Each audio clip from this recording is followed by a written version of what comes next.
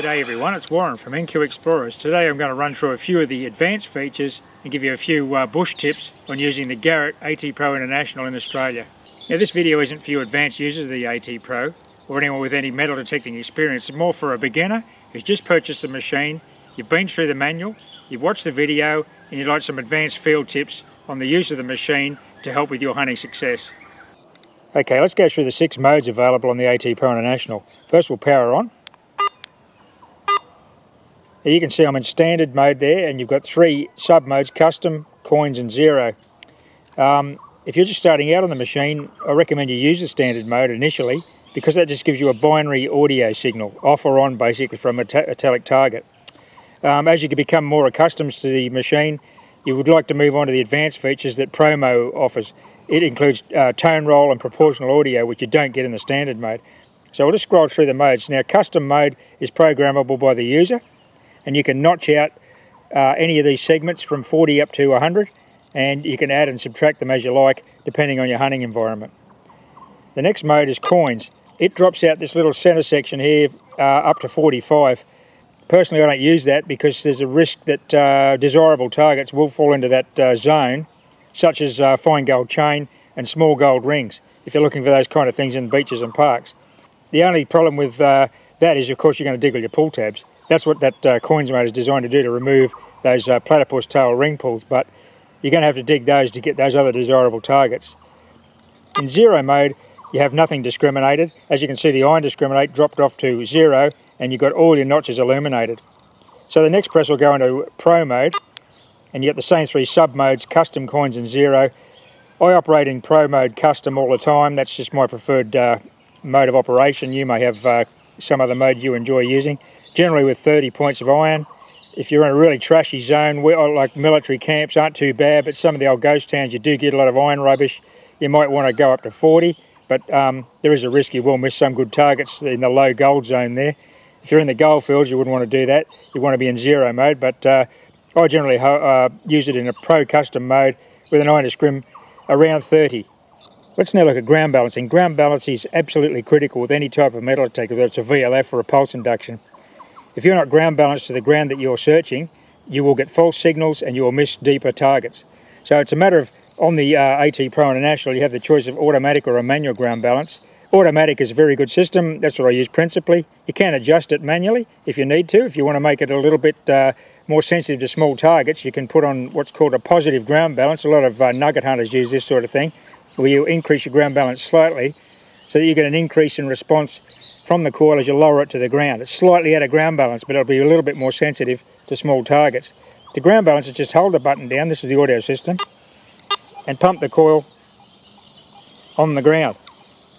Now, you need to ground balance it at the search height that you're searching. If you ground balance it high, then you're not going to be ground balanced properly and you will get false signals. You need to be concentrating on where that coil is when you're ground balancing, because that's where you're going to search. Now, the world's not flat, especially out in the bush. You're going to get divots, you're going to get gullies, and you're going to get rocks and cobbles that are going to get into your way. So you need to balance at a height where you can confidently search without any false signals. So it's a compromise between the ground conditions and what's practical with regard to where you can swing your coil. So stay on top of your ground balance. It doesn't matter where you are or what type of detecting you're undergoing, whether it's at the beach or in the bush or in the goldfields. Ground balance is absolutely critical. And don't forget, on the beach, you've got 3 situations on a beach. You've got dry sand, you've got wet sand, and you've got the water, where you can, of course, you can use your AT Pro under the water. You must ground balance as you move from each environment. Iron audio, this is a great feature. Simple control, just one button controls the iron audio. You can see the double-digit ID up there of the iron discriminate you've got set. I've got nothing set there at the moment. On an AT Pro International, you can run that up to 40. What that means is, if I set that, let's say, on 30, which is typically where I would start a day, that doesn't mean the detector won't detect the iron. You will still get detection of the iron, as you'll see a pixel light up in the range that the conductivity corresponds to. What you're actually doing is setting the audio level so that you can hear the iron. So at this point here, anything 30 and above I will hear, so the detector will make an audio signal. 30 and below it won't hear it. If I drop it down to 25, you're going to hear everything above 25. It'll still detect it. You'll get a digital pixel up the top, and you'll get a digital target ID, but no audio signal below 25. That's a really useful feature because, as you know, you're going to get a lot of iron in old town sites, in old homestead sites, and in World War II army camps and that kind of thing. You do get a digital target ID for low conductive targets such as iron, down in the 10s and 20s and that kind of thing. Large iron will typically give you a high target ID anyway because it's such a large conductive piece of metal. But generally the iron audio is very good on small rusty iron that will plague most of the places you visit.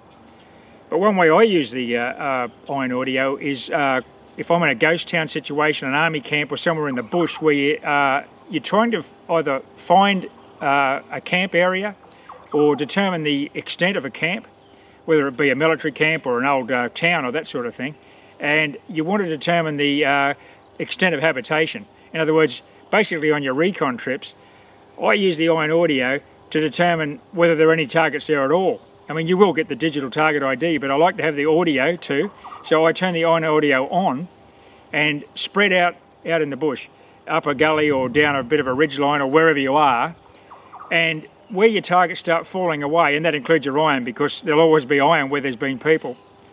Once the targets fall off or they go quiet or you're coming back the other way and you start picking up iron targets, you will know that there's been human activity in the area, and that can be a really good leader into a campsite or an old ghost town that you've researched and you can't actually find on the ground. So I use the iron audio in that way as basically a tool to determine the extent of the hunt area. Now sensitivity, that's another simple control. It's a simple touch, plus or minus. You can see that wedge-shaped pixel section there with the sensitivity levels. I generally operate up around that 7 mark there. 8's usually too hot. You'll get a bit of chatter, and you can hear that there now a little bit. Bit of EMI here, but typically you'd want to run that sensitivity as high as you can, and that'll vary in your environments, whether you're in a mineralised soil like a goldfield situation, or on the beach where you've got differing levels of salt from dry sand to wet sand to underwater in the salt. One useful feature in the AT Pro International that you may need to use is the frequency adjustment. If you're getting a bit of chatter, your ground balance and it's all good, it may be EMI. You might be near power lines or your mate's detector or any other source of interference. To change frequency, to get a quieter operating frequency, you hold down the pinpoint button and adjust your frequency. You've got 4 choices with the sensitivity key. And then when you get a quiet frequency, away you go. Notch discrimination, this is a really useful feature, and this is where the AT Pro International really shines. I'm in custom mode, so I can program my notches now. This is where the mode I usually operate in. It's just a matter of using the notch discrim and the elim buttons. So I've got 40 points of iron set there, as you can see. If I hit the notch discrim, I can eliminate higher if I want to, or I can go up to 50. Now I'm not going to get an audio signal from any target with a conductivity up to 50 there. I will still detect it. I'll get a target ID on the screen, but I won't get an audio signal.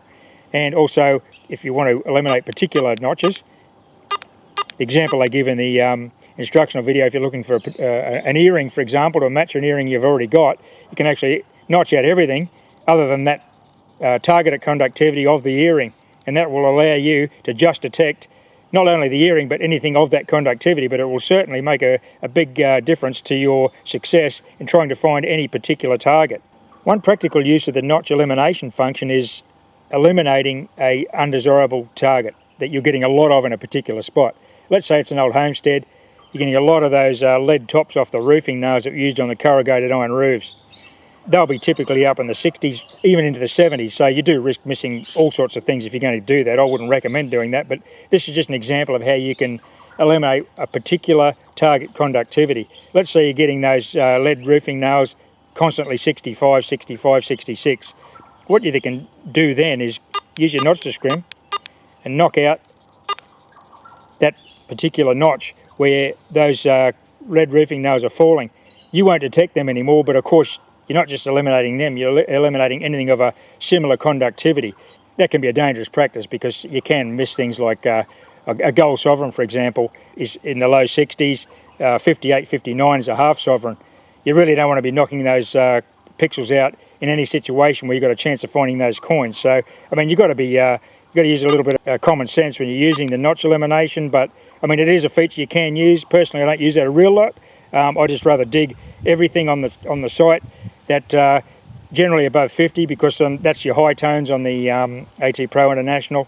That's the major difference between this and the AT Pro that you get in the United States, is your tone spread. If you have your iron to scrim up to 40 and you dig everything 50 and above, that's going to cover most situations. But like I said, there can be the fine gold chains. They can drop right down quite low in the gold range, so you have to be really careful about that. As you get experience, you'll know what you can and you can't drop out, because if you tend to run around with all your pixels lit, you'll find out what you are detecting, and you'll get used to very quickly how Australian coins fall and how particular gold, silver, bronze, copper items fall on the target ID range. When you're detecting with the machine, just be conscious of your coil swing speed and your coil control. Don't go swinging the smiley faces, because you're out of ground balance at the end of the swing.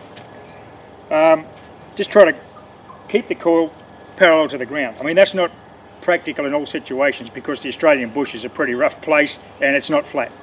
But you've got to compromise and sensibly use the coil to maximise your chance of getting good targets. Typically a swing speed will be dictated to some extent by what's in the ground, because if you've got a lot of targets, and I'm using the standard coil here, the large coil, you'll pick up a lot of targets in a single swing. The AT Pro International does recover very quickly. What I mean by recover is it'll detect a target and detect an adjacent target very quickly, and you'll see that on the target ID. And it's quite forgiving of your swing speed, but just be conscious that concentrate on your swing speed and your coil height and your style of swing. Very important to maximise success. One other thing you might like to consider if you've purchased an AT Pro International is an accessory coil. This detector here is also an AT Pro International. This is Colleen's. Popular with the ladies. A smaller coil makes the detector lighter. For start, that's the 5x8 coil that comes standard with an AT Gold. Also, if you purchase an AT Gold, it's a good idea to get the bigger coil too, because you can cover more ground up on the flats. But as an accessory, that is a great purchase because it allows you to get into very tight spots. It's got the advantage of having a double D on it, so it's being a double D coil, it's very quiet in noisy mineralised soils. But very quick response time, target response time on that, because it doesn't cover as much area as this one. It won't go quite as deep as that one. But if you've got a lot of rubbish or a lot of trash, or you've got a lot of targets, the small coil can really make a difference to a site where you may have missed targets with the bigger coil. Okay, a few other considerations that are just general detecting tips. Keep your cable tight. I haven't on this one, but I often duct tape the cable to the lower stem. That way, if it's bumping into things like spare grass or bushes and that sort of thing, you won't get false signals. Keep your cable nice and tight around your stem. Make sure your cable connector is up nice and snug and that screw is tight, because if you get a loose connection, you will get false signals there. On the battery compartment side of things, there's a rubber O-ring in there. Use a bit of silicone grease on that. It'll maintain its water tightness, because it will get dust and things on it. Don't try to avoid changing your batteries in the bush. Do it at home and keep that seal nice and clean. Okay, I'm out in the bush now. Let's have a look at some of the settings in the AT Pro International. Righto, when you power up, you've got two modes, standard and pro, and three sub-modes in each of those two modes: custom, coins and zero. Custom is programmable by the user, as are the other two, but when you do a factory reset, it'll drop the coins and the zero back to the factory settings. When you go to pro mode, you get a lot more proportional information. You get tone roll audio and proportional audio. Tone roll gives you more information about the size and the shape of the target, and proportional audio gives you information about the size and the depth, or the distance from the coil of a coin size object. So I recommend you start out in standard mode when you're learning the machine. When you've mastered that, move on to pro mode, which we'll have a look at now. Okay, I always operate in pro custom. As you can see, I've got 40 points of iron set there. I'm in an army camp today, and I've got my sensitivity on 7. You might want to adjust that iron downwards to 30 or 25, depends how much rubbish you've got in your area. Now, when you're in any of these modes, you can actually choose to notch out or include any of these notches. So for example, if I want to take out everything up to 50, I use the notch to scrim and the limb button, and now you can see the detector will still detect targets of a conductivity up to 50, but I won't get an audio response. You'll still see a digital target ID and a pixel will be lit under the corresponding number. I operate in Pro Custom. I generally have between 30 and 40 points of iron. But that's only typically what I encounter when I'm detecting. Whatever you are detecting or where you're detecting will dictate how you set up your iron and how you set up your notch discrimination. Ideally, minimum discrimination is the way to go because you want to be able to dig as many desirable targets as possible. Okay, you've got your new AT Pro, you're out in the field. A lot of these detecting situations, you make your own success. You do a lot of research, you find new sites, you might be lucky to get into a camp area that no one's ever been to. And that does happen, it's quite possible because Australia is so large with a relatively small population. Particularly World War II sites like this one, there are so many of them, especially in the north. But you do make your own success by going into inaccessible areas because a lot of these places have been detected and most people do the easy parts and a lot of the relics are gone. But this, for example, is a lantana thicket. Now that wasn't there in 1943, but the diggers were. There were hundreds of them here. There's an old camp oven just over in the bush there. So a lot of people in this area, get your detector, get up in under these difficult spots. I mean, you're going to take some damage, but it's worth doing it because you will get relics where other relic hunters haven't been. Okay, let's have a look at proportional audio now. Proportional audio works in a way that if a target is distant from the coil or it's small, it will give a softer signal than a close or large target. So here I've got a lovely high 80s reading on the target ID, but when you listen to it, you can hear there's quite a soft signal, so it means it's deep or it's small. And I'm getting a depth indication of 25 plus centimetres, and the depth indicator is based on a coin size object. Now, here that tone is quite soft. Okay, we've got 20 centimetres, we've got a fairly solid 80 to 82. This might be a pretty good target. Now as we get closer to the target, that will get louder. Or once I've got it out of the ground in the mullock, you'll hear the difference in the audio, it'll be a lot louder. So let's dig this one, and we'll see what comes out. Okay, we're going to go live on this 80 signal, quite soft, 82, 83. Maybe a deep coin or badge, or it may be a shallow and small brass item, because the proportional audio and the target ID based on the conductivity of the target. So a small target will be much less conductivity than a large one. Okay, well, there you go. Got a solid 83. It's out of the ground. It was only about 4 inches down. Let's have a look here. This sounds pretty good. Very high tone, as you can hear, and it's now much louder because I'm closer to it. Let's have a look here. Oh, and look at that. We've got a silver coin. That's the first target I've dug today. It's a beautiful old sixpence. You can see there's King George VI on it there. Let's give us a clean and we'll get a date off it. Rightio, here's that sixpence I just dug on that weak proportional audio signal. This will be sterling silver, World War II, because I'm in a World War II camp. There we go, 1942D. So it's a Denver Mint, USA. But that was a good example of proportional audio. Small target, soft signal at depth, loud signal when it's closer to the coil. Now if all this gets too confusing when you're initially detecting with the new machine, what you can do is use a factory reset procedure, which will set the detector back to how you got it out of the box. It won't reset your custom settings, but it will reset coins, zero, and all the defaults on the sensitivity. So it's just a matter of when you turn it on, I'll just turn it off there, turn it on and hold the button down for 2 seconds.